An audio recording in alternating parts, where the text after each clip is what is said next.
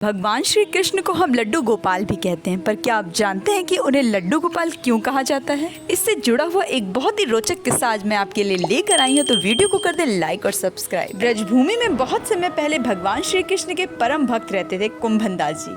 उनका एक पुत्र था रघुनंदन। कुंभन दास जी के पास बांसुरी बजाते हुए श्री कृष्ण जी का एक विग्रह था। विग्रह का अर्थ है श्री कृष्ण भगवान का एक रूप। वे हर समय प्रभु भक्ति में लीन रहते और पूरे नियम से श्री कृष्ण भगवान की सेवा करते। वे उन्हें छोड़कर कहीं जाते भी नहीं थे, जिससे उनकी सेवा में कोई विघ्न न उत्पन्न हो जाए। एक दिन वृंदावन से उनके लिए भागवत कथा करने का न्योता आया। पहले तो उन्होंने मना कर दिया, परंतु लोगों के जोर देने पर वे जाने को तैयार हो गए। उन्होंने सोचा कि वो भगवान की सेवा की सारी तैयारी कर जाएंगे और कथा करके वापस आ जाया करेंगे और भगवान की सेवा फिर से करना शुरू कर देंगे और नियम भी नहीं टूटेगा।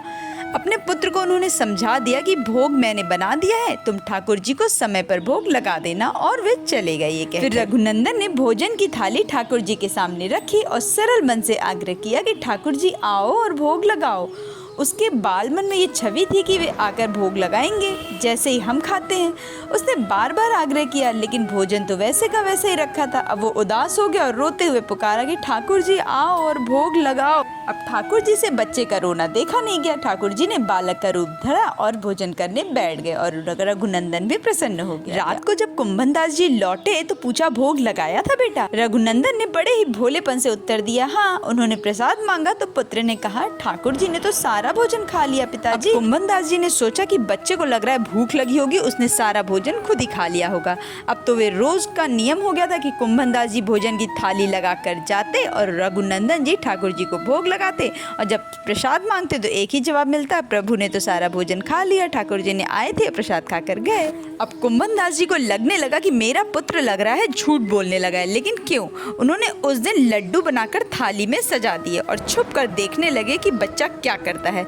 रघुनंदन ने रोज की तरह ठाकुर जी को पुकारा तो ठाकुर जी बालक के रूप में प्रकट होकर लड्डू खाने लगे। यह देखकर कुंभन दास जी दौड़ते हुए प्रभु के चरणों में गिर गए और विनती करने लगे। उस समय ठाकुर जी के एक हाथ में लड्डू और दूसरे हाथ का लड्डू मुख में जाने वाला ही था कि वो जड़ हो गए। उसके बाद से उनकी इसी रूप की पूजा की जाती है और वे लड्डू गोपाल कहलाने लगे। अब आप कमेंट करके बताइए कि भगवान श्री कृष्ण के और कौन कौन से नाम, और ऐसी और भी क्वालिटी वीडियोस देखने के लिए चैनल को सब्सक्राइब करना बिल्कुल